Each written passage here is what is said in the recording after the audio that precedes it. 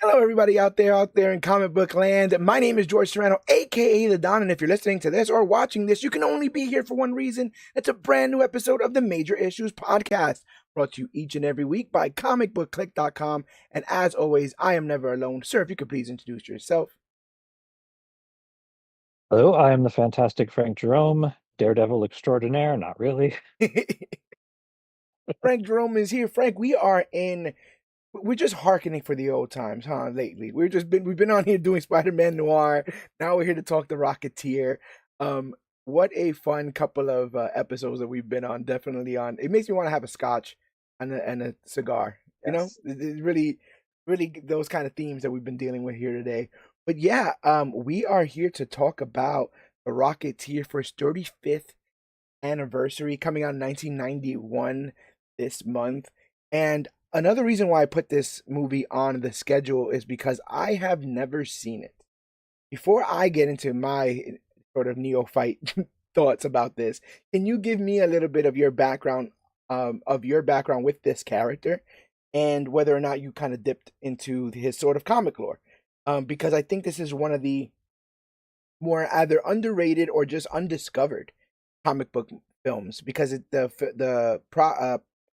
the adaptation is not something of the big two. And so some people, I think, could just watch this and think it's just a kind of cool action movie, but it's actually based off a Golden Age comic. So did you have any background going into, I would say, like your first viewing of this film? Is that something that you ended up getting after the fact? And what did you think of this film when you initially watched? I did not have any background prior to it. When the movie came out, I was 11 years old. Okay. Yeah. Um, so that means, yes, I'm old. Um, but no, it was, 91. We were a couple years removed from the 89 Batman. And so it was like, oh, cool, comic book movie. I don't remember if the Alec Baldwin, The Shadow, was before or after this. I think it was before this. Uh, And the then the Shadow. Phantom was later. That's where I will check out that real quick. But you did, was this a theater watch? It was, yes. This was a wow, that looks, see the ad on TV. That looks pretty cool. Dad, you want to go to a movie? Shadow is And I mean, 94. it was, oh, it was after? Okay. Yeah. Shadow is 94. Shadow's Oh, really funny. That's another movie that I didn't see okay. until years later. That is it's quite an interesting, quite interesting is what I'll say. Yes. Um, Yeah, it's the best way to put it. had you had known a lot about the So no, this character? Oh, sorry. not a bit. No. I said I just thought, it's based on a comic book. It's got some cool looking visuals. At that point, I did not get really big into movies and stuff until a little later in my life, after I made certain friends that were big into movies. Mhm. So honestly, at that point, I hadn't really, outside of like maybe Indiana Jones, I hadn't seen anything that was, more set in the pulp era. I had actually never seen a James Bond movie, so Timothy Dalton didn't really register with me, Yeah. Long-term Timothy which it's Dalton funny fans. rewatching the movie for this. No, I was gonna say long-term Timothy Dalton fans Like would hate now I me. can't unsee him. Yeah, he's great in this, but they would hate me because the very first thing I saw Timothy Dalton in was Doom Patrol, which was like like not that Oh long wow. ago. And yeah, I had no, and I don't know if you've seen that show, but he's like an evil Professor X, and I think he kills it. I think he definitely has gravitas. He has that sort of Shakespearean aura around him. I really dig him. I don't know if I wouldn't say like he's the best Bond of all time, but I don't have that same affection for that franchise. And I feel like a lot of people have very serious thoughts about that character and how that character should be played. But I think Timothy as an actor, I think it's undeniable that he's just very good at what he does here. And I really like him here. Oh He's yeah, for sure. he is the perfect sort of he's just handsome and charming enough that his sleazeball act works. Does that make sense? Like at one point he is like trying to flirt with Sure. It Jennifer. does. You Yeah. can understand how he gets away with it. Yes. Like when he's flirting around with Jennifer Connelly, at one point she literally says, but you drugged me. And I'm like, what's going on? But this is like run of the mill. This is just what he does. And again, like not to enable problematic villains, but I think he does bring a charm that allows for a lot of the other sort of stuff to go on. I think this marries a lot of really interesting thematic or maybe just period sort of themes, going on with like the rise in tech. Obviously, this whole like sort of war armament and how we sometimes take beautiful innovations and try to make weapons out of them, and strictly use them for sort of military functions. um, I love the spy aspect of it. I really like the old Hollywood aspect of it. So yeah, to give, I guess, a little bit of my opinion up front, I really, really enjoyed this. Um, I thought it was wholesome. I really, really like the music by James Horner, which is interesting because he goes on to like be one of like James Cameron's sort of go-to guys when it comes to music, doing stuff for Titanic, doing stuff for Avatar, both movies, breaking records, right? And there's a lot of Captain America in this. Joe Johnston directed both. And Oh like yes. I would almost kill. I know that it can't happen because of IP, but I think there's a killer Captain America meets the Rocketeer story somewhere in this. Like you can totally like if they were able to come to the agreement, I think that would be something I would end up really, really wanting to watch. Upon rewatch,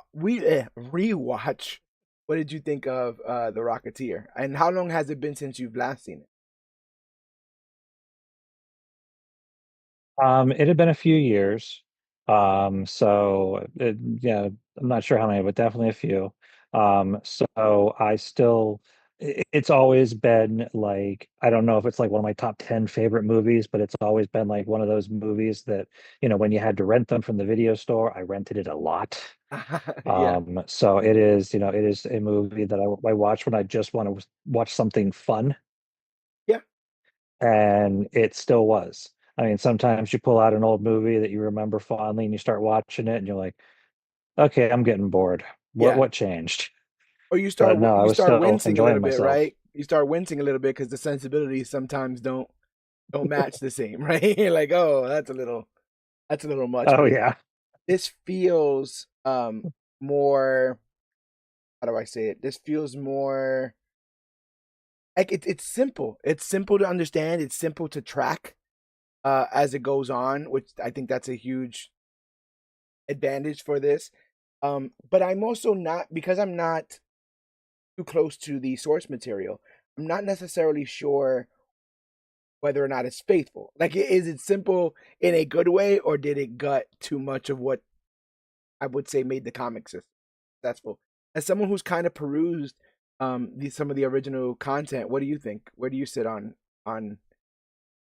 how faithful, I guess, this Um, adaptation is? so I actually I as I showed you before we went on the air, it kind of shows on camera. I have the I just Yeah. recently bought the digest collection of a bunch of the original stuff. Which by the way, I don't know if you realized this. So the Rocketeer is, set in the 30s, very, very much that pulp style, like it does the style perfectly. It was Mhm. created in 1982. Bro, if you So, would have asked me, yeah, if you would have asked me, I would have almost bet that this is more of a, yeah, like a golden age sort of comic book. Like it nope, just has all those. 1982. Yeah, that's very interesting. Yeah, I would have. I guess it passed the test, right? If that's the case. Like Oh it yeah. it I'm definitely getting the feels there. So strange to see Jennifer Connelly so young in this. Seeing the girl from The Office. God, I gotta get her name. I don't want to I don't want to mess that up. But Janet from The Office is one of the lounge singers Oh yeah. in this, and I was like, where did she come from? Um, I'm s- I, Oh, that's who that was. I was trying to place her. I'm surprised that no one fell in love with her. That's usually the other trope, right? That people fall in love with the random lady singing in the singing in the lounge and stuff. Um, but I But she was also, just the singer. yeah, I would also say that the oh, I would also say that the lead in this, Billy Campbell, is it? Yes. He's good. Like, I know that may sound like just like regular, shallow praise, but I think he does this job really well. I'm very surprised that he didn't go on to be like a leading man in other stuff, but I can't say I've seen much. I was born in '89, but I can't say I've seen much of this decade with the eyes of like someone looking at like Okay. auteur film. I don't know what he did post this. He might have been, the greatest General Hospital actor of all time after this, but the only frame of reference I have for this man is this movie. And I really think he does a good job in this. I think he's earnest. I think um he doesn't come off as like too goody two shoes. And even though the end is like a big fiery, explosion in the sky, I do think that the issue is simplistic. Um and I like that, it's like I think the Nazis are great villains. I think they've always been great villains. I think that it's kind of like Hydra. You can just punch a bunch and no one has any sympathy. It doesn't. There's Oh not a yeah. yeah. There's not a big. No one's trying to really play devil's advocate with the Nazis and stuff. So I like that as well. And I think we spoke a little bit off air, and I had said that the only thing I knew about this film was that there were Nazis in it. And Frank, I swear to God, I completely forgot that that was the thing I knew. I was watching the movie, and it never. And then so like when they show a book later on, and it's like the swastikas on, I'm like, oh yeah, that's the one thing I knew was in this movie. And I think it goes on quite a bit before we get there, before that reveal happens. So I was just kind of like Yeah. kind of riding the rails with the film until it makes this discovery, and then I'm like, yes, that I was, oh yeah, that it's about time. Yeah, okay, we're doing the Nazi thing, so that's really. Um, yeah, we can go ahead and get into a recap and review. So for those who have never seen this film, like me, if you don't want to be spoiled, I'd say get off this rocket before it burns your butt. Um, we are here reviewing The Rocketeer, which was released internationally as The Adventures of the Rocketeer. And the film itself is a 1991 superhero film from Walt Disney Pictures, directed by Joe Johnston and based on the character created by Dave Stevens. Set in 1938 Los Angeles, the story follows stunt pilot Cliff Stacord, who discovers a prototype rocket pack that allows him to fly. As he uses it to become a masked hero, he draws the attention of Howard Hughes, the FBI, Nazi agents, all searching for the stolen technology. The film stars Billy Campbell, Jennifer Connelly, Alan Arkin, and Timothy Dalton, with music by James Horner. Like I said, he would go on to create some great, great film scores for some iconic blockbusters in the future. Um, the film starts off with a prototype rocket pack designed by Howard Hughes, who's played by Terry O'Quinn, which is stolen from his factory by Eddie Valentine's gang, led by Valentine, played by Paul Sorvino. During the chase with the FBI, the gang hides the rocket inside a hangar where Cliff and his mechanic friend, APV Peabody, played by Alan Arkin, work. Cliff's BG racer is destroyed in the chaos. While cleaning up, Cliff and PV discover the rocket pack. Cliff is interested immediately, while PV insists they study at first before using it. I really, really like this beginning. It was one of the things that, like, I think that a young child, if they watch this now, I think the first thing that's going to come out of their mouth is, why are all the credits up front? Why are they, why are, because it spent a lot of time in the beginning just kind of going through the credit sequence as we are shown planes on the runway. But I think oddly enough, and maybe that was the point at this time, maybe some of the best filmmakers were able to do this, but the credits go on just long enough for you to kind of get the feel of the world. I feel like they it kind of lulls you into where you are. You're kind of seeing the mechanics at work. You're seeing how important this whole thing is to Cliff, and like watching the whole scene where the PB racer is basically demolished is because of the lack of special effects at the time or lack of CGI, they had to do some really inventive stuff to get that scene off the ground. And I found the sense of danger. It felt more dangerous to me than they showed in a lot of ways. Like when one of the wheels gets cut off, one of the landing gear things breaks. I'm like, oh, everyone's gonna die. Like this is a situation where Cliff is not gonna make it out of this. He's gonna be the Rocketeer because he becomes the $1 million man, and they have to build him back up from scratch or something like that. But like they shoot Very the short movie. yeah, they shoot the plane. What is it? Gasoline that then goes covers him everywhere. The like I said, the whole scene with the Uh-huh. landing gear, it crashing into a gasoline truck, and it crashes in. There's two gasoline truck explosions in this film. The comedic effect, I thought that was really really well done. Um, One of my favorite characters in this is I don't know what you would call him, like the landlord, who the guy who comes to get the money for the gasoline truck. I can't remember. I Uh, can't. Hanger owner, landlord. Yeah, that guy's hilarious. I want to say he was also in. He's in a lot of stuff. He's very good character actor. I feel like he was also in something like maybe it was The Big Lebowski. I think he's the one of the guys that's like parked outside of his house. He's like a weird like FBI agent sort of dude that they deal with Okay. there. Yeah. Um but the whole like I love Peavy. I love Alan Arkin's Peavy. He's a very capable, very affable sort of mentor type for Cliff. I think that's perfect. That it's not just Cliff out there doing it by himself. Not to completely put you on the spot here, but is Peavy someone that's also in the comics? So PV is he fills pretty much the same role in the comics. Part mentor, part friend, part straight man, part punching bag. Yeah, Um, yeah. I like so that yeah, they no, he's very well represented. I like that at one point he even is telling Howard Hughes how to do it. Like he's like, "Hey, if you would have just done this and that," I was like, yeah, "That's a pretty cool little character trait that like because that's the other kind of thing is this sentiment that we've lost. This kind of and I'm trust me, I am not getting nostalgic for the 30s, but this idea that we've lost the kind of can do nature in our in us building stuff, us manufacturing the idea that there's a guy in a garage somewhere that may know more than the person who's read every book about a car, but just because he's gotten his hands dirty, he's done he's done the work, gotten the experience, and this is something that he truly passionately loves to do.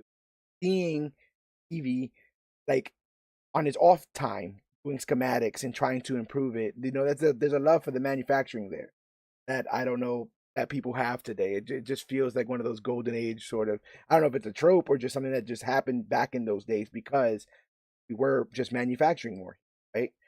Um, I just hope he has health care, I guess is what I'm trying to say, because he used to work men like that to the bone. Um, Yeah. but what do you think of the design of this rocket pack as opposed to the rocket pack? For those who don't know, the rocket pack is usually just one big rocket. It quite literally looks like a rocket is strapped to this man's back. Do you like the two barrel opposed to the old school rocket? Yeah, it had it. Well, first of all, I would imagine that for an actual real person, any a prop with any kind of weight to it would feel really heavy and awkward if it was just the one. So, Yeah, it's a weight distribution thing. But no, I thought it looked cool because it looked, you know, it looked futuristic, I guess. yeah. He definitely looked like one of those things where they wouldn't know. Like, thank God the people who found it because I think anybody else in that field who finds it, they're dead. They find that thing, they spark it up, Oh they yeah. go 500 miles into a wall, and it's over. I'm glad that like competent people who know what they're doing, the fly boy kind of thing. I like that goes on. Um, they sort of in an effort to pay their rent, they've destroyed their plane. The FBI and the mobsters have destroyed their plane in their little crossfire. try to find this rocket, a Howard Hughes rocket. The plane ends up being destroyed, and in an effort to try to make more money, they are gonna clown it up. Is the way they say it in the film. Cliff is going to, I'm assuming, just kind of do. Were they gonna do like skywriting, or was it just gonna be like tricks? I don't think I got like the full idea of It what. was just going to be like, yeah, it was just going to be like tricks, Yeah, like trick flying. yeah. But And they say I don't get why he had to be dressed like a clown because who was going to see it? that's also true because they make it seem like it's something super demeaning. But if you could do cool playing tricks as a clown and get paid money, I don't know. I think I'd be down for that. But maybe back in those days, those are people had different feelings about dressing up. We cosplay now every day, so it doesn't make any sense that I would have any shame dressing up as some sort of clown to fly. Shame. Those feelings are called shame. Yes, repression in the 30s. This is exactly what that was. Um, we get introduced to Neville Sinclair, who is played by Timothy Dalton, and he's introduced as a Hollywood star. We find out that he hired Valentine's gang to steal the rocket. Um, and so when the plan fails, he sends his enforcer, Luthar, not Luther, but Luthar, played by Tiny Ron, which is the most inaccurate nickname I've ever heard, to recover it. Clint experiments with the rocket while PV builds a helmet to hide the user's identity. Um, I love Luthar in this. I think that he is the perfect sort of Dick Tracy disfigured Yes. weirdo sort of villain. I like perfect. I saw him and I'm like, I instantly like this movie more because it has just this ridiculous guy in it, and he like it notably breaks people in half. Is that what he's going around doing? Like he's just folding people like sandwiches. Pretty He's just much. yeah. He has the biggest body count in this film, even though he's working for the literal villain. He's just going around killing people all willy nilly. Um, what do you think Neville Sinclair as an actor? Did you buy that he's the top 3 box office leading man in the industry in this world? Um, well, I mean, he was certainly charismatic and could stab people. So there was that going for him. Yeah.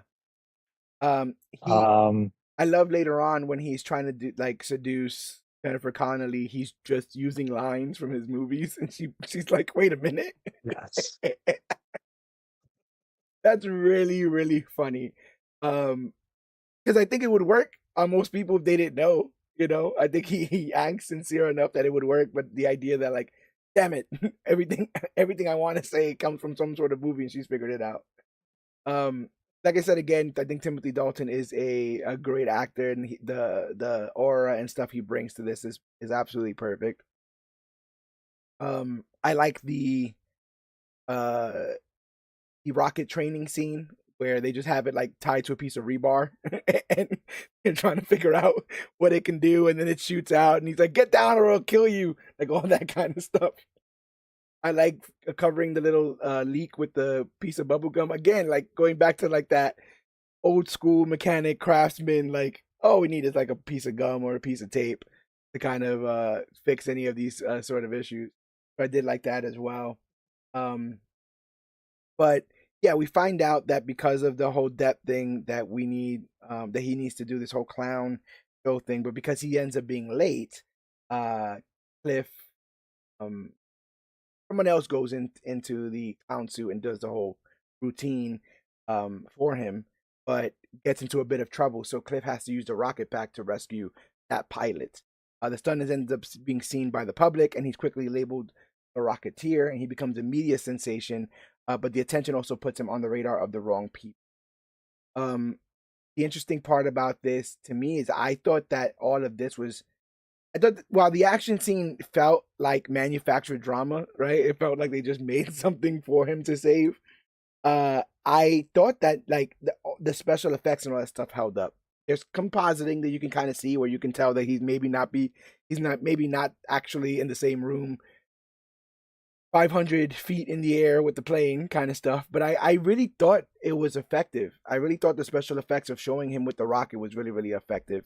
And especially in 1991, I think this would have came off as very, very these practical effects would have come off very, very well. Do you think they hold up 35 years later? Oh, like you said, there's a few points here and there where things stand out in the wrong way, but for the most part, you know, even the worst practical effects where you're using like, models or clay even in some cases, Hmm. it can stand out, but it still looks better than like the worst CGI. Yeah.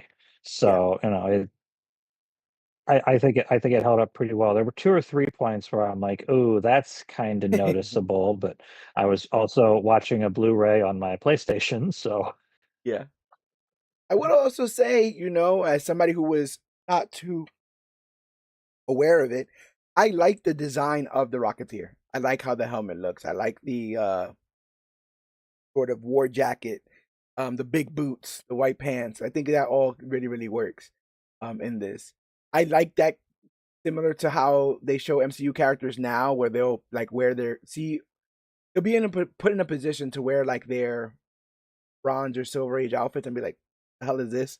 I like that Cliff looks at the helmet and it's like, "What is this? Like what?" I'm expected to wear this, and then he wears it. It's totally fine. He's totally cool. So I like that they make a point to talk about how it doesn't look like a normal helmet, and then ultimately, and I like that Howard Hughes is like, "Good work putting a rudder on the helmet." Like he's giving up props to OPV there for his ingenuity. I like that as well.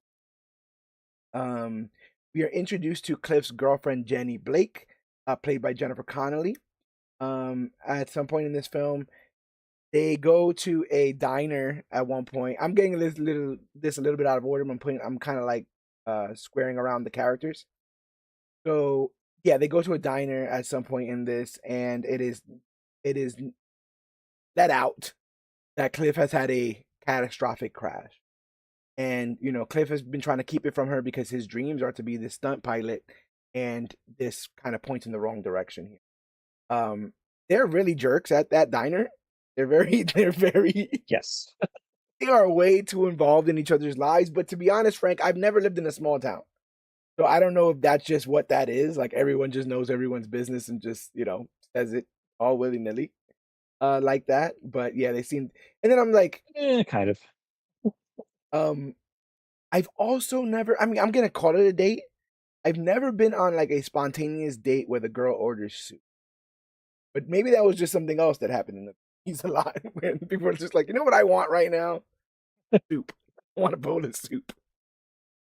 So I thought that was interesting too. But the part that I laughed out loud in this scene at the diner is that she gets upset again because she feels like she's being lied to, right? Like this guy, she thinks her boyfriend's a loser. She thinks that her boyfriend is going after some sort of, pipe dream of being a stunt. I wish she had a little bit more faith in him. But yeah, she's like, this is a pipe dream. I have a real job as an actor. He's like, you're not really an actor. What are you talking about? You're in the background. They're very mean to each other about their professions. But when when she walks out of the diner and they're like, yeah, you better follow up behind her. I died, Frank, when the camera cuts. He walks outside and she's like immediately on a bus. I'm like, when did that bus get there? What the fuck? Did she know? Was she like timing this? And she's like, I'm gonna do my big sort of like, I couldn't trust you scene at like 8:05 because the bus will be outside at 8:07 kind of thing. That bus came so fast. Did you catch that when he on rewatch? It's like the 30s equivalent of, "I don't know how this date is gonna go. Call me with an emergency at this time." Yes. He's like, she was so quick to get on that bus. That made me laugh a lot. And we see her in. I like how they layered that, right? Like we meet her early on, and then while we're introduced to Neville Sinclair, we see that she's part of this production. And he comes to talk to her about this rocket thing, causes a big calamity on set. And then in typical like classic movie fashion, is like excitedly telling her the one thing the villain wants to hear on the other side of the wall. So Neville's like standing there like, damn it, I need this rocket. And he's like, bro, I found this rocket. I don't even know where it came from. This thing is amazing. I was like, oh, like later on when they're looking for Here's Jenny and they quite literally write her name on the wall with her number. But you guys are making this way too easy. He's like, where can I find this rocket? And it literally falls into his lap with this guy saying this stuff. Um, Also the like on the spot pink slip, that wasn't cool, right? Like just to walk up and be like, the director doesn't want you on this set. Here's your damn, here's your like pay stub or whatever the fuck. Like that was really, really, that made me laugh because I'm like, damn, like cold blooded out here, and especially when they said they're both kind of arguing over whose career is more viable at that point. I wish they, yeah, like I wish they were both a little bit more. They deserved a little bit more of each other in general with their careers here. Um, but yeah, she ends up being fired, and so Sinclair takes advantage of the situation and like invites her to a date. Invites her like to go out there and kind of, who's with her because he knows that he would have information about the rocket. Um, I heard that the woman, the love interest in the rocket, is actually named Betty Page, yes, but there was some and she looks issues exactly like the like Betty model. Page. Yes. And there is just some sort of copyright stuff around the name, so they had to call her Jenny Blake in this. Uh, and Actually, it's not even copyright stuff because actually Dave Stevens was actually friends with Betty Page, okay, which is how he ended up making her a character in the comic. And then she told him no to using her in the movie. why would that be the aversion? It feels kind of strange, right? I don't know, but she just, yeah, she didn't want. She's like, I let you do it in the comic, probably because she looks like, you made her look like me, but now, I'm not going to have somebody who doesn't look like me be me in a movie. Yeah, yeah. Um, yeah, that's very interesting considering. I don't know. I mean, I just wonder what the aversion is like to do it in the comic, have so many issues of it or whatever, and then do it in the film. Maybe she didn't want to be portrayed in a wrong light or something like that. But apparently, this thing had been in production since 1983. So I can imagine a bunch of creative changes in between that and 1991. It's a very Oh, very for long sure. time to be working on this kind of film. Um, Also, before we get into the rest of this film, I wanted to say that this had a budget of 35 to 40 million and only made 46 million. And the idea usually with these films is to make their money back, they have to make double. So this wasn't considered necessarily a blockbuster hit. Which is strange because I figured this would have been right in the wheelhouse for a lot of this stuff. Is there something that you can kind of say to its lack of ability to be viable in this market? Because looking back, and this might be hyperbole because we're talking about it now, but this feels like one of the top four superhero movies of this decade. I would go this, I would go Crow, I would go Batman Returns, and I would go Blade. I think that's like, That and choice as well. I also feel like that rounds out like all the spectrum of like, super bright with this and then like super dark and bloody with Blade and then you got kind of the middle stuff there with Batman, is a little gothic ish stuff. And then I mentioned another film that I can't remember at the moment, but yeah, that one as well. Crow. Yeah. Crow, Crow, Crow. And maybe that's it. You think that's it? The other three that I named there are fairly dark, fairly gothic. It's, Were we just not in the mood for like something more saccharine like this? Yeah, I think it was too bright, too simple for lack of a better word. I mean it was Disney, and and you got all these other superhero movies. It's Warner Brothers, it's New Line, it just kind of stood out. Also, I mean, the Rocketeer is far from a household name. When you get into some of the other pulp movies of the next few years that we mentioned, The Shadow, The Phantom, those are a little more known.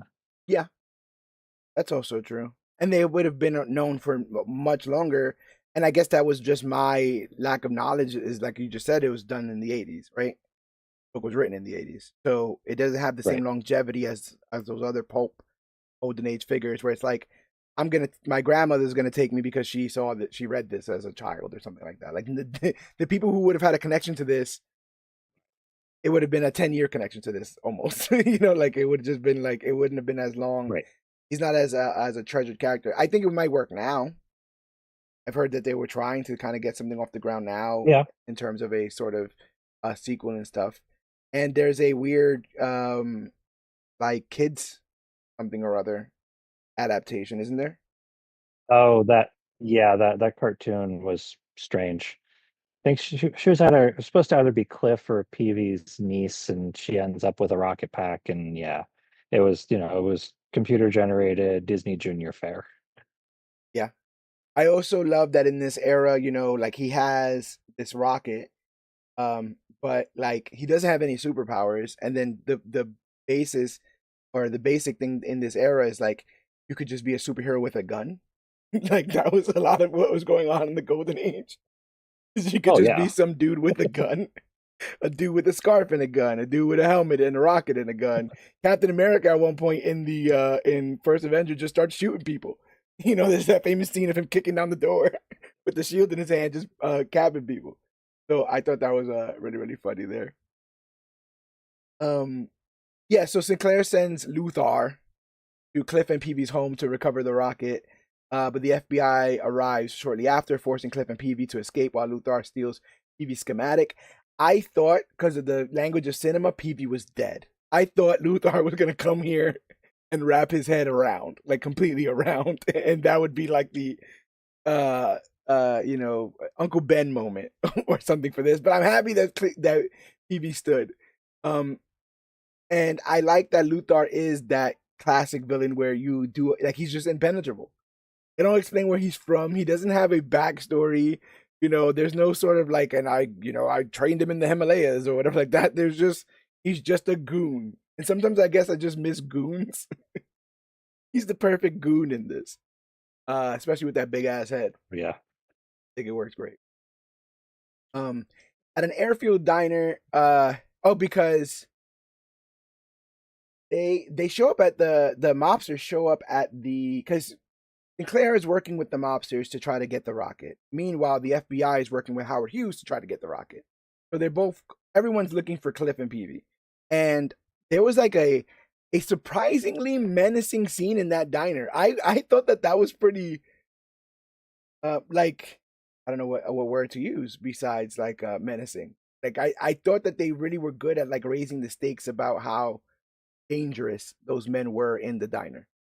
I like the idea of like trying to suss out who is Cliff, and then they kind of just like it has to be these two. It has to be clearly the handsomest man in this diner and his old man friend. Like who else would it be that we're looking for here? But the shooting of the radio, the knocking over of the like the cake cart, like all that stuff. Like I didn't want no one to get hurt in the diner. I really didn't. Like I really felt like this could get to a place where they could just do what they want and walk away. So I thought that was a very affecting. What do you think of the whole mobster shakeup of the diner? Oh, I thought, I mean, for that time period, if you can't use Nazis, you use mobsters, and those were classic mobsters. Like you said, that scene was, that was very, very tense, very well put together. They were assholes, but it wasn't like beat you over the head. It was okay. I'm an asshole and I'm scary. Yeah, like again because I've never seen this film. Anyone can go right. Like anything can happen. Anyone can be maimed. Any finger can be chopped off. I have no history, so I don't know what happens to these characters.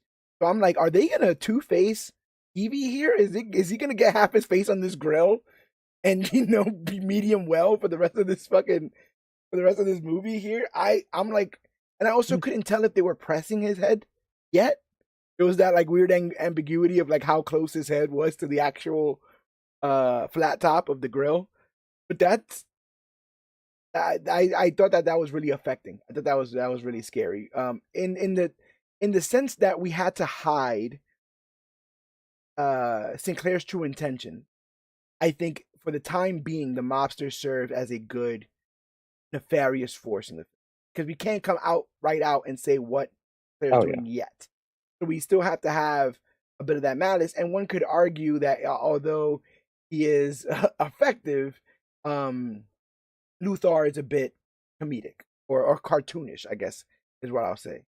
So with the cartoonish nature of Luthor and the almost saccharine nature of the Rocketeer, I was surprised at the just malicious nature of the mob in this.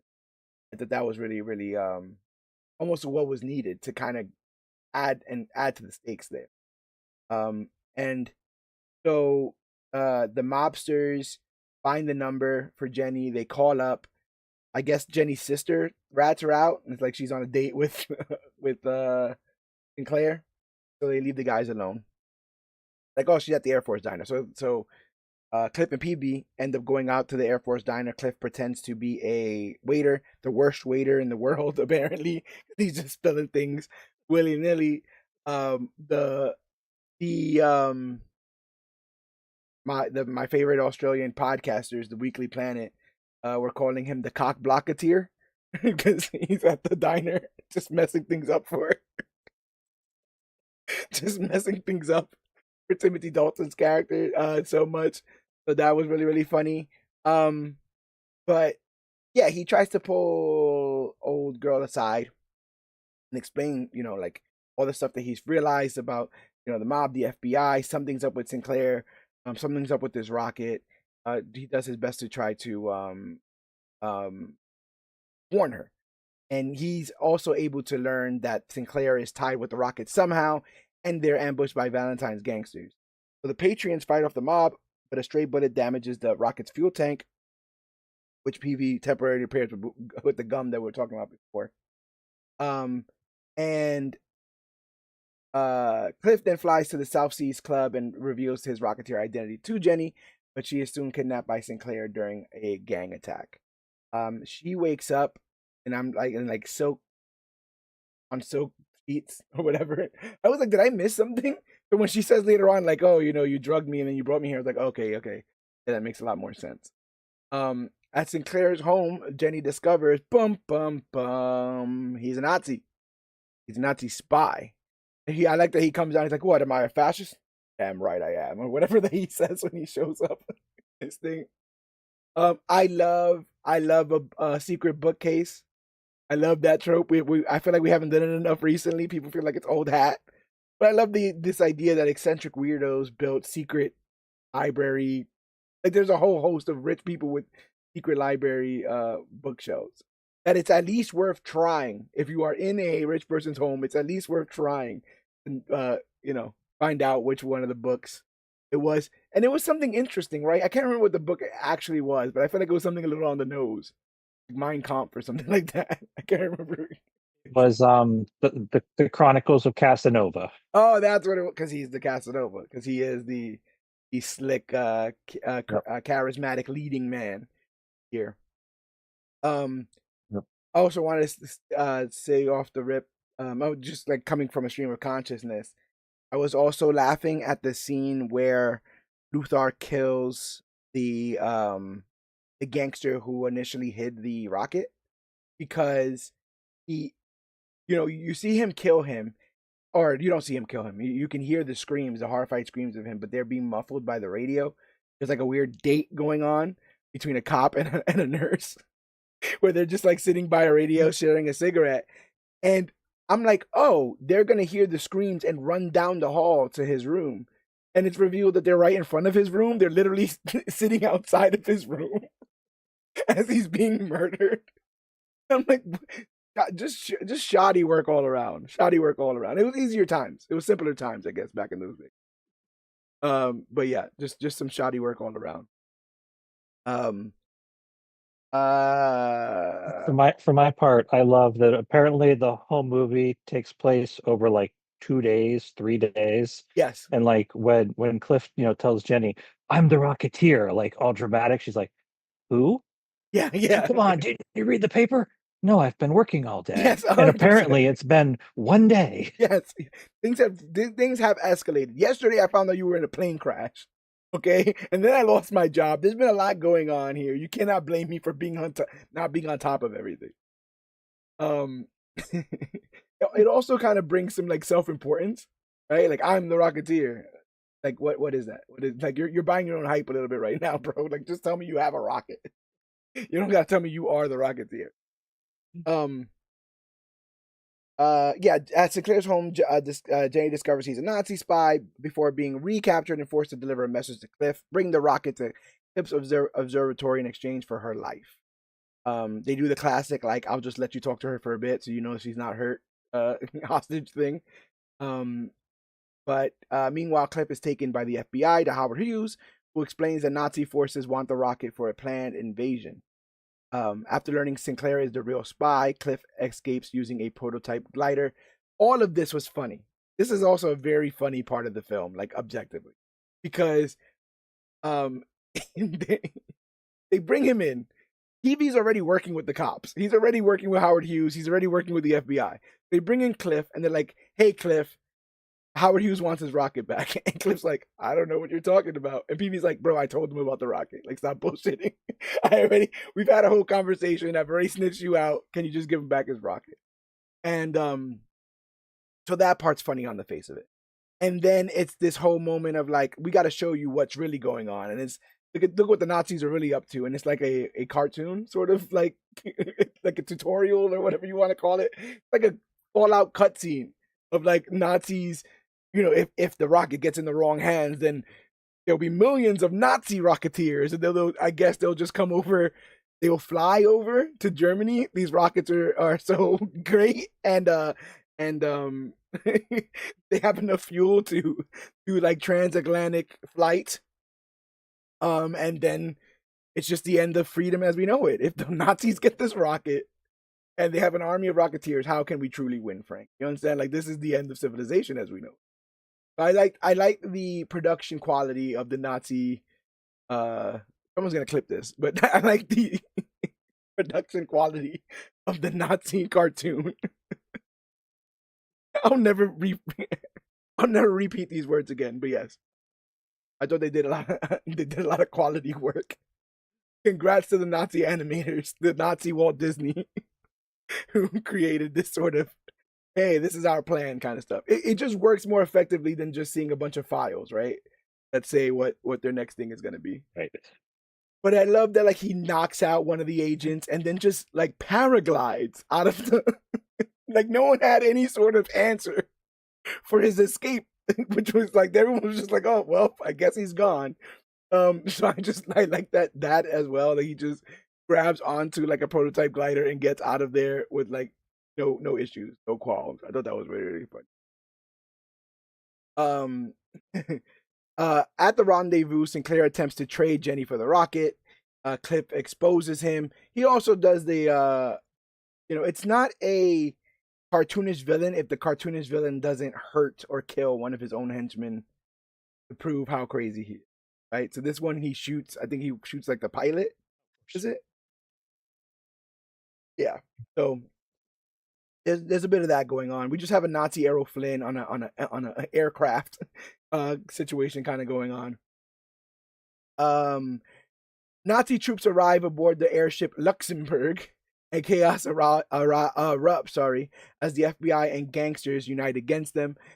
It's one of those things where you are meant to the entirety of this film sort of deride the mobsters for working with Sinclair, and then now you have like this amazing shootout where the FBI and mobsters are working hand in hand to take down the Nazis. I don't even know how to feel about it. But I did get a sense of American pride. You think that was the point of it all? That one day we could work together, criminals and non-criminals alike, to take down the Nazis. Simpler times, bro. Simpler times. I did like the line, I may not make an honest living, but I'm 100% American. Yes, yeah.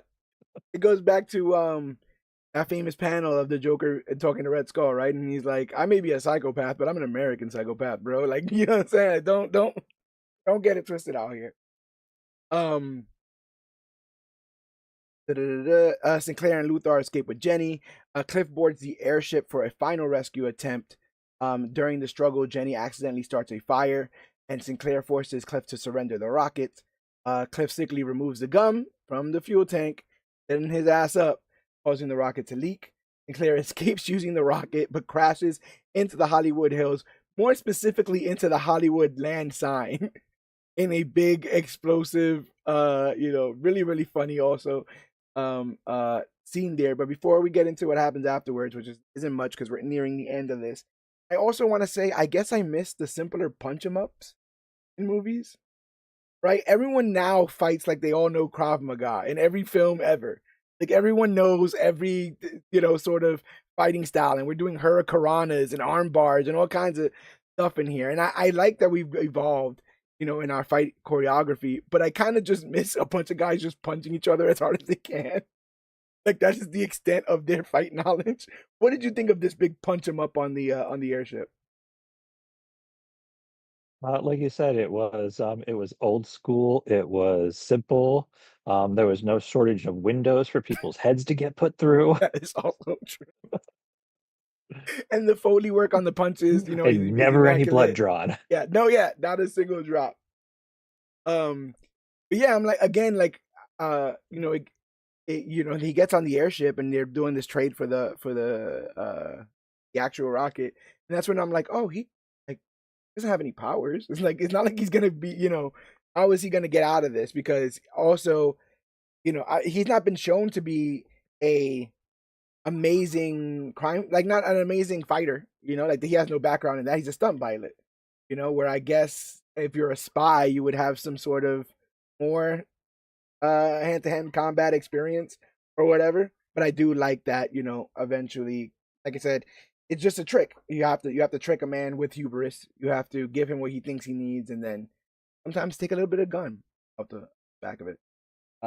And yeah, I did like the irony of the third most leading man because he says it constantly. I think you can tell he has a little bit of an ego problem, and so I do like that he crashes ultimately where he does. Yeah, just a little bit, just a little bit. Um, he dies in the explosion. Luthor is killed as the airship is destroyed. Also, like the classic trope that you can't even low blow these guys because they're so impenetrable. I like that. That trope keeps continuing here. But yeah, Luthor deserved that death. He killed way too many people. He also killed that landlord that we were talking about. I didn't bring it up, but he definitely did. Um, also Oh love yeah. that when they told them that, when the diner folk told Evie and Cliff that, they didn't lead with that. They like had like a bunch of other things to tell them, like, oh yeah, the FBI, I think somebody stopped by. Yeah, the FBI's at so and so's place. They have it surrounded. Oh, really? Yeah, it just seemed like something bad happened over there. Oh, huh? Yeah, he's dead. It killed him. I was like, I would have led with, hey, guess what? So and so is dead. Now the cops are over there and they're surrounded. I'm like, the dissemination of information in this is way off. Again, the 30s, simpler times. Um, Cliff and Jenny are rescued by Howard Hughes and Peavy. Afterwards, Hughes gives Cliff a new air racer and gum, while Jenny returns Peavy's stolen blueprint, inspiring him to improve the rocket design. I like also this is the classic like ending of a movie. You gotta have the big kiss moment, big fanfare and stuff. I thought that came off really well, almost like the old school coming back from war, embraces. I thought that worked Mm. really, really good in here. Um, and I heard that they were initially talking about sequels to this, where but I mean, I heard like the premise, and I'm like, there's an entire subsection of the fan base that would have flipped the hell out with this idea that, the Rocketeer Cliff is missing, and a female Rocketeer is tasked with finding him, almost akin to Rise of Skywalker a little bit, um, or sorry, Last Jedi, where um, they would have just called the girl Ghostbusters. They would have just called it Woke Rocketeer. There would have been an entire subsection of people very upset that a female is doing this job in this. Uh, but it ultimately didn't get off the ground. And then I heard that there was a production that was kind of stalled. I want to say it was around maybe 2016 ish, where they were going to take it the route of like the Tuskegee Airmen, going to be a big plot point in the film, which would have obviously brought a more social focus. what was going on at the time. But I feel like this is too I feel like this is too safe of a property to do those deep things in. Does the comic at all get to a level of depth? And don't get it twisted. I'm not saying that this is shallow in terms of entertainment, in terms of characterization, in terms of production at all. I'm just saying that it chooses to not dive into some of the deeper. There's no ambiguity as to who's the bad guy and who's the good guy, right? It's Nazis against this cool guy who's doing his best here. Is there any shades of gray in the comic, or does it serve more as this pulpy, hero just taking out bad guys all the time kind of stuff? Stays pretty pulpy. There's not a lot of deep content, social commentary, anything like that, at least in the things that I've read. It just stays more pulpy and fun. Okay. Um. Yeah. I think that do they even really do Nazis in the comic? Because I hear it's mostly like gangsters. Yeah, it's a lot of gangsters. Actually, the initial couple issues of the comic, the movie is rather accurate to most of it. The FBI, the mobsters, um, Is Eddie the Valentine a dude? clown plane being his first appearance as, yeah, Okay, so Eddie Valentine's a thing in but here. he's not working for Sinclair. Yeah, but Sinclair and all of that is for the movie. Okay. Okay. But Yeah. there's a lot of it that is from the book. What It's surprising. what an interesting uh I guess change from the source material where they're like maybe the not maybe the mobsters aren't bad. Maybe we can babyface these mobsters and just put Nazis in it. Like like I think that's pretty funny to be like, he's long-term villain are mobsters, but what if we make him even eviler villain that we can kind of babyface these mobsters a bit at the end. I think that's kind of funny. And I'm reading now, excuse me, that um Betty Page, the character of Betty Page in the comic is a bit more competent and a bit more actively involved in this whole adventure that our Rocketeer is, that Cliff is. And so in comparison, He dumps them the a lot too. yeah, so I wonder if the change to her being slightly more of a damsel in distress is the reason why Betty Page had an aversion to Oh, being named in this. Where she's almost seen as a competent equal in there the you go. comics. In this, I hate to call her a damsel in distress, but it's just a trope of the age. I'm not downplaying her, the actress, the screenplay, any of that stuff.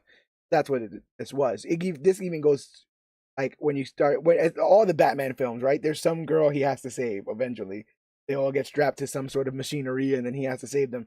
Spider-Man, it was the same thing with those Mary Jane films and the Sam Raimi. They become a little bit more competent, a little bit less dependent, but this was kind of the that was the kind of the trope of the age. So I can't necessarily blame that. But if you're the woman that was inspired by it, and you read that you're not going to be helping him, you're more likely going to be kidnapped twice, drugged, and then be held hostage on an airship. I can see you possibly wanting to make some. Think that I think I can see that through, and that makes a lot of sense as to why that would be something that wanted to be changed. Um, I had a lot of fun with this. I think it's a great watch. It really does harken back to a different time in filmmaking where everything just felt a little bit more real, and it obviously was because of the lack of CGI and stuff going on there. Um, I the actors are from a school of acting that you don't see anymore. You're right. They are coming and they're doing a sort of acting that's not seen anymore. We veered so close to the uncanny valley of realism that sometimes all the movies are just seem like reflections of real people in real life and in dialogue, and stuff, and that's great, right? That should be a thing. But I forgot how much I missed this sort of production, this sort of acting style, this sort of script, and stuff because of how far I feel like we veered in the opposite direction. What are your thoughts on about this film in regards to having rewatched it? Like I say, it's it's one of my, I guess we'll call it comfort movies. It definitely still is. Like you said, it's funny that like now everything is owned by Disney, but at the time that this came out, it's like it's a comic book movie and it's from Disney. What's going on? It's going to be for kids. Well, it wasn't for kids because people were horribly mangled and blown up and everything else, Yeah, but yeah, it yeah. was it's mostly off camera, and it was fun. I mean, that's exactly it. That's why I like the comics. That's why I enjoy the movie. It's fun. Not everything has to have a deeper meaning and be the fate of the world and yada yada yada. Sometimes you just want to punch a Nazi in the face. Yes. Another thing that was end up changing for this film was that in the comic, I believe it is adjacent pulp hero or adjacent pulp character Doc Savage that helps make the rocket. But Yes, yeah, I was going to mention that yeah, go ahead. Howard Hughes was done for the movie. But yeah, it was Doc Savage that made the rocket. Dave Stevens had a thing. Obviously, he was a fan of, pulp era characters and everything. So he liked using other pulp stuff. So, Doc Savage created the rocket pack, and then one of his unpublished stories that's being published right now as the comic Rocketeer the Island has Popeye and Tintin as supporting characters, That's amazing. and they're facing King Kong. There you go. There you go. I love when they start mining through the other like IPs to create not a cinematic universe, but at least a connected one. That stuff always makes me smile because of who just ends up being there. Like when you see the whole like Ready Player One, it's like, oh, the Iron Giant. What the hell are we like? What's going on here? This guy kind of crazy. Apparently this was one of the more arduous productions. It was riddled with a bunch of issues. I could imagine with the scale and scope of what they were trying to accomplish here at the time. So one of the things was the filming went significantly over its planned timeline, stretching about 50 days longer than expected due to weather issues, mechanical issues, um, just a bunch of stuff. Which more days means more money, and it was just overall difficulty of coordinating large practical stunt work with aircraft sequences. The film started with a relatively modest Disney budget, but it ballooned as production continued and the scale grew. Once Disney saw early footage, they approved additional spending, effectively turning into a much bigger prestige production than originally planned, but then they didn't see returns on sort of uh, investment. There was a significant studio oversight throughout the production, including script notes and creative feedback that the filmmakers had to manage. Director Joe Johnston later suggested much of the studio input added stress and slowed down the decision-making process on set, which is something I think still goes on to this day. A serious So yeah. on-set accident injured members of the stunt team during production. This added pressure to an already complicated action sequences involving practical effects, flying rigs, and increased safety restrictions afterwards. This large scale final sequence involving the Zeppelin was especially difficult for Industrial Light and Magic. The model used for the airship reportedly had to be rebuilt more than once due to special effects and rigging failures during production. Eternally, Disney struggled with how to position the film. It was a period pulp adventure with comic book roots, but it released around the same time as darker and more aggressive blockbusters, making it harder to sell to mainstream audiences. I think we were making that point a little bit earlier. Yep. Um, Rocketeer creator Dave Stevens was heavily involved in the production, which is good to know because a lot of these guys are usually on the outside looking in with some of these sort of um, these productions, right? They don't get the credit.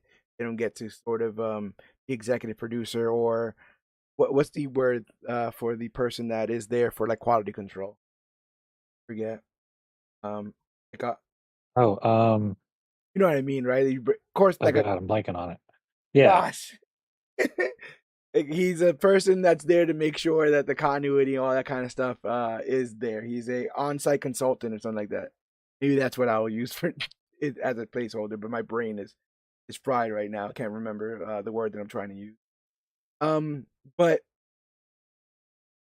it is claimed that although we were just talking about like production woes and we were talking about not being able to like nail the tone and sort of trying to sell this film, Uh, it is there's another film that they are blaming for the lack of warm reception to this one. Do you think you know what it is? Trying to think what else was out around the same time in 91, and I'm kind of drawing a blank. The film in question is Dick Tracy. The Dick Tracy film, apparently. um, that film having a mixed Oh, response made executives more cautious and led to heavier oversight during the Rocketeer's production period, which then led to more script notes, which then led to more reshoots, which then led to the film ballooning up. Classic case of them just not trusting the artists. When I say art, I mean even director, right? Anybody who's in charge with making this vision happen, the screenwriter, all that kind of stuff. It is the classic case of just them not being allowed to make the film that they wanted to make. And I think even with all that being said, this is still an incredibly enjoyable film. I think it still works on all levels. But maybe the word that comes to my mind with it, and it's not even necessarily a derogative, I'm not using it in a derogative way, is that the film is safe. And I think that that safety is something that they desperately wanted at the studio, but maybe wasn't daring enough for the time, um, for people ready to watch kind of a punch 'em up here. We are also talking about one of the most dour decades in film, right? Like the 90s is one of the most bleakest, darkest, cynical, pessimistic eras, that we'll deal with, where people were not really trying to, I mean, you deal with the reason why I always think of this is because you simultaneously have the Attitude Era in professional wrestling, which I'm a big fan of, right? Like where we're veering away from the goody two shoes baby faces and have to come into a way more uh, people with more attitude, with more chips on their shoulders. Simultaneously, we're dealing with what I consider the Attitude Era of comics, where Image shows up, right? And it's like through those goody two shoes golden age characters, our characters got blades and guns and pouches, and everyone is jacked, and everyone everyone's an anti-hero, everyone's a vigilante, everyone is riding the line between good and evil. The spawns of the world, the young bloods of the world who just hit issue 100. um, so yeah, this just didn't fit at the time period that it did, but maybe if it didn't go through such as much production woes as it had to, maybe it could have came out earlier and thus made more money. But it had a lot of stuff working against it, and considering how much it had working against it, I think they pulled off a pretty amazing job. Knowing what you know now, sure. does can you kind of see those issues on screen? I can, but I can't. I mean, like, where you're saying there were, all these script notes and rewrites, and we're doing this. And a lot of times, you watch enough movies, and a lot of times you can be like, oh, there was clearly something cut right there. Yeah. It was night a second ago and now it's day. Or, okay, obviously something was cut from there because that doesn't totally make sense in context now. This didn't feel like that. Everything flowed, everything Yes. fit. Yeah. I think that's why Joe goes on to make good movies in the future. You can imagine how frustrating it is to have an original vision, have people who are not really going to be there to help you fix it, just giving you notes all the time about what to change and stuff like that, and still getting it off the ground. And then, like, I hope in no way, shape, or form is he blamed for the perceived lack of success, because I do think that this film went on to have a cult life. I think it Oh, for grew. sure. I think it definitely grew a different kind of fan base years after it came out in film.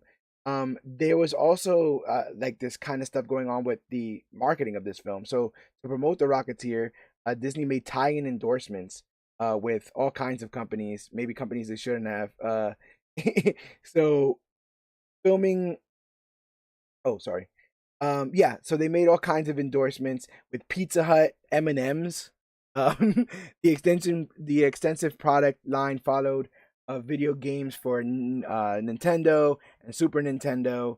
They would go on to spend $19 million on television advertising and created a special documentary, The Rocketeer: Excitement in the Air, which was broadcast on the Disney Channel in 1991. And we also talk about, we're covering this because of its big comic book connection. And it should be said that They created a YA, a young adult novelization of this, which was written by Peter David.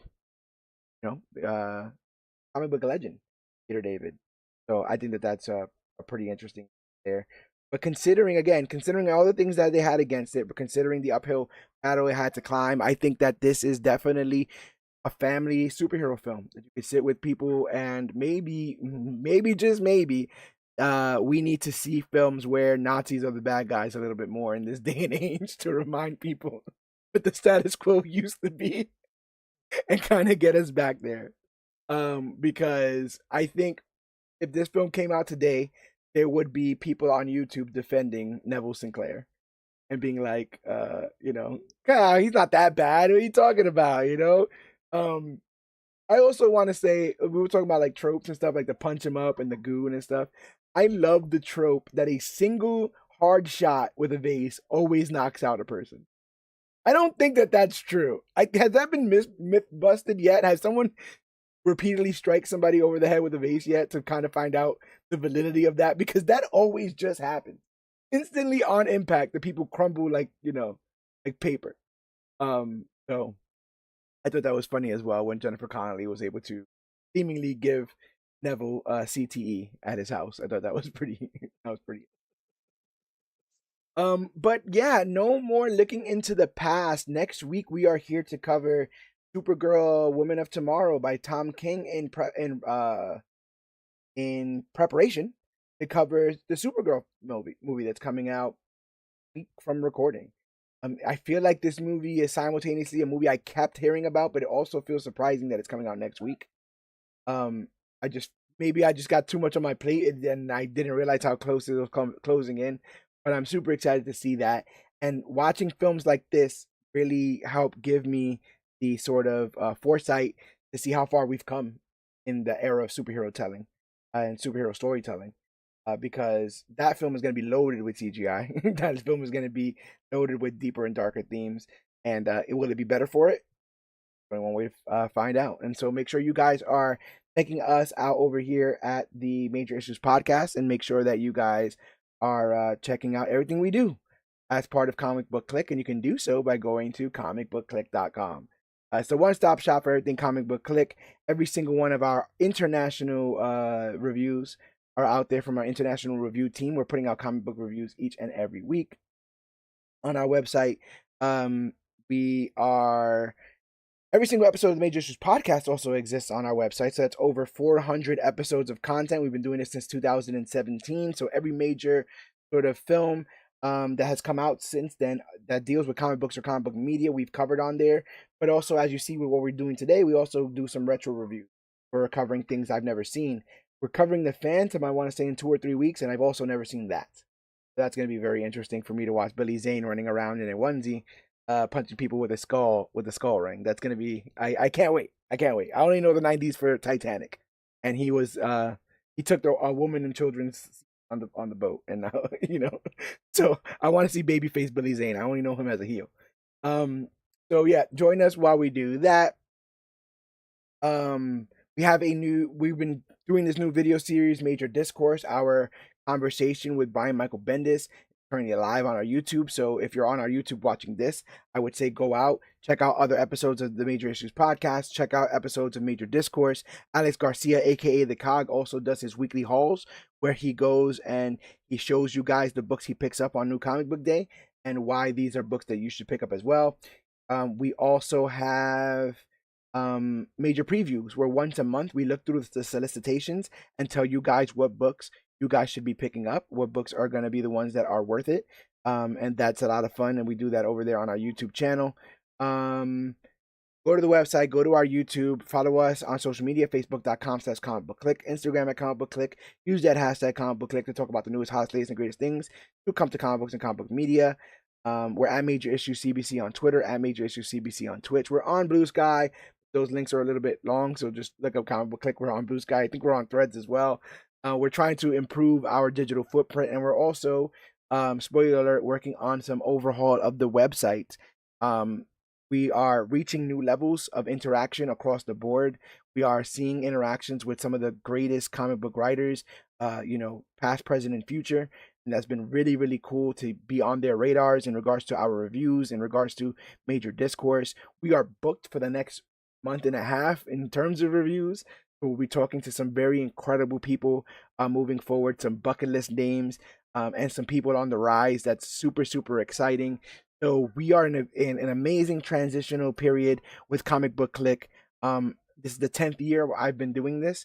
And so we are reaching new heights. Like we are strapped to some sort of Howard Hughes rocket, or like we're some sort of nope. I was gonna say like we're some sort of Nazi army, but I don't think that's a comparison I want to make.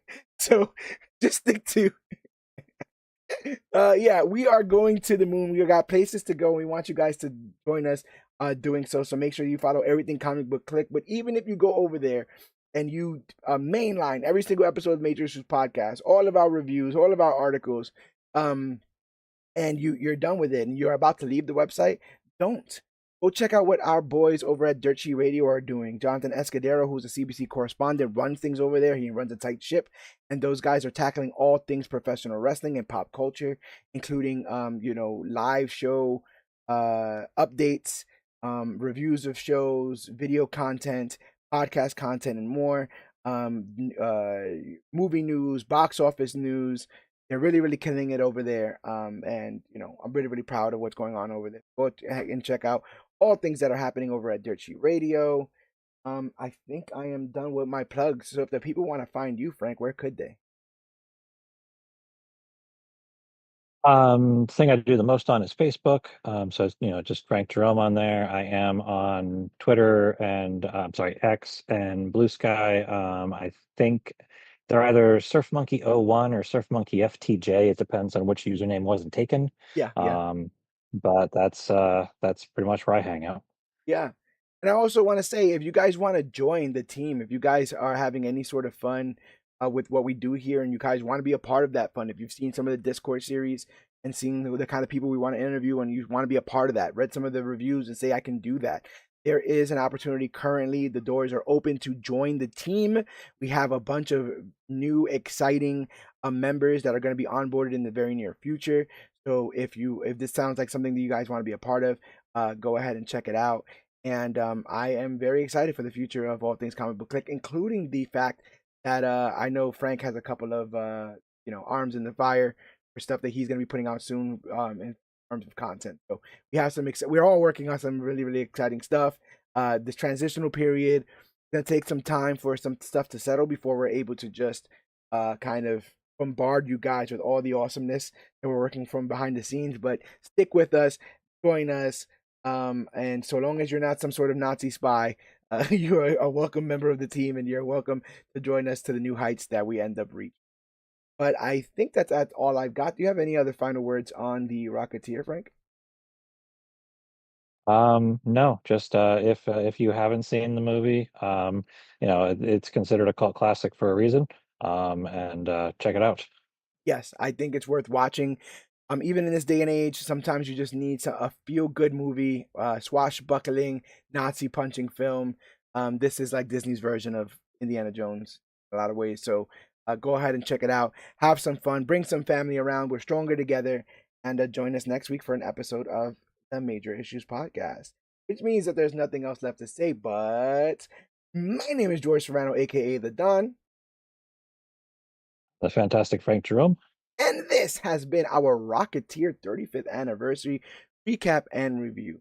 And remember, whether you're a secret Nazi spy, somebody who just finds tech and decides to steal it and use it to be a superhero, somebody who can't keep her actress job to save her life, very similar to Mary Jane, or like to order soup on a date at a diner. Remember, sometimes all you need is a stick of gum to fix your problems. Remember that we are the Click. And always remember that you, yes, you, are